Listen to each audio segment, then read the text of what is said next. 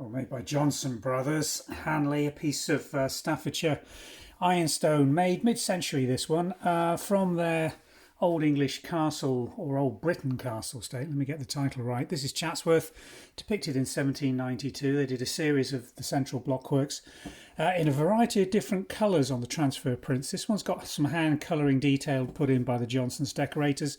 You can see on the front of Chatsworth House some red and yellow and then some green in the background, but the principal palette is brown and white transfer printed design. This is a 7 7/8 inch dessert or salad plate, smaller than a dinner plate. Do not be confused that this is a dinner plate, but it's in really good condition. Occasional knife marks on it, has been used, not in mint condition, but it's an early one.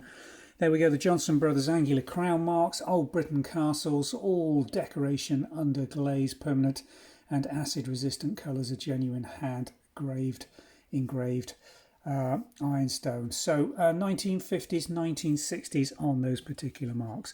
And again, the underside really good condition, no glaze crazing, and a very nice clean example of the Old Britain castles. Chatsworth's not one we see particularly often. I think they made them in more or less equal numbers.